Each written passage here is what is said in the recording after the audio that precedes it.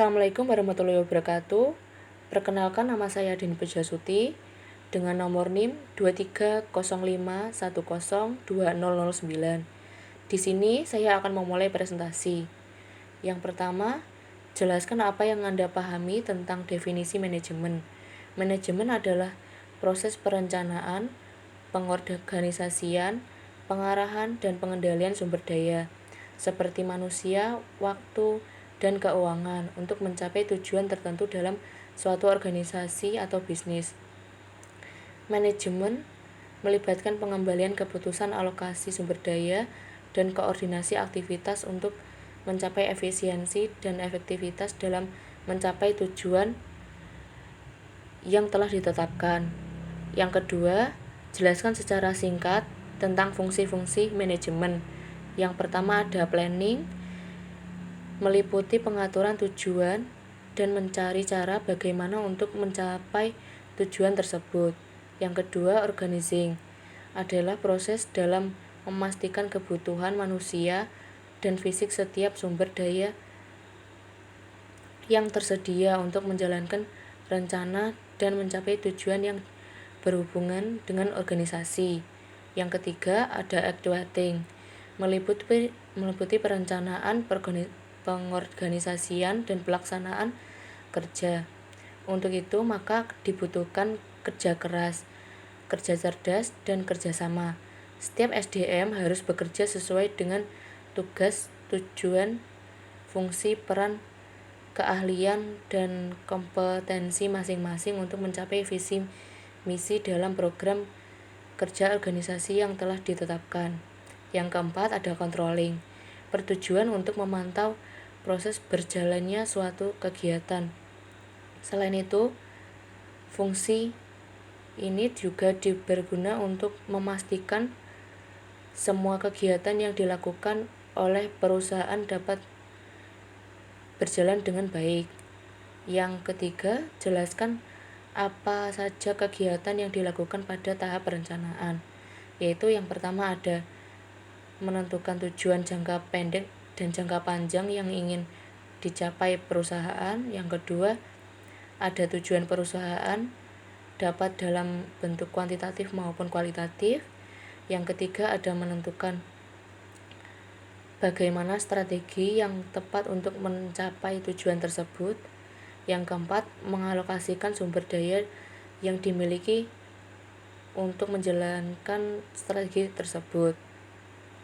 Yang keempat, jelaskan apa yang dimaksud dengan SMART dalam melakukan perencanaan. Yang pertama ada spesifik, tujuan atau rencana harus jelas dan spesifik sehingga tidak ada keraguan tentang apa yang ingin dicapai. Measurable. Yang kedua, Anda harus dapat mengukur kemajuan atau pencapaian tujuan. Ini memungkinkan Anda untuk mengevaluasi apakah Anda berhasil mencapai target yang ditetapkan. Yang ketiga ada achievable. Tujuan harus realistis dan dapat dicapai dengan sumber daya yang tersedia. Membuat tujuan yang terlalu ambisius dapat mengarah pada ketidakberhasilan. Yang keempat ada relevan. Tujuan harus relevan dengan visi dan rencana yang lebih besar. Membuat tujuan yang relevan atau membantu memastikan bahwa mereka berkontribusi pada tujuan pada keseluruhan. Yang kelima ada time bound, terkait waktu. Setiap tujuan harus memiliki batas waktu yang jelas. Ini membantu dalam perencanaan dan pengendalian waktu serta menjaga fokus pada pencapaian tujuan dengan mengikuti prinsip SMART. Perencanaan Anda menjadi lebih terstruktur dan mudah untuk diukur sehingga memungkinkan kesuksesan yang lebih besar dalam mencapai tujuan Anda. Yang kelima, jelaskan secara singkat hal-hal yang dilakukan pada tahap pengorganisasian. Yang pertama ada pembagian tugas, menetapkan tugas dan tanggung jawab kepada individu atau unit dalam organisasi. Yang kedua ada pembentukan struktur organisasi, menyusun struktur organisasi yang jelas dan efisiensi, termasuk hierarki, hubungan kerja, dan saluran komunikasi. Yang ketiga adalah delegasi wewenang, memberikan wewenang kepada individu atau waktu melaksanakan tugas. Yang keempat ada penetapan organisasi, menyusun cara untuk mengkoordinasi aktivitas berbagai atau unit agar bekerja secara sinergis. Yang kelima ada mengelola sumber daya manusia, keuangan fisik, dan informasi untuk mencapai tujuan organisasi. Yang keenam, sebutkan beberapa kompetensi yang dibutuhkan dalam perusahaan pengembangan perangkat lunak.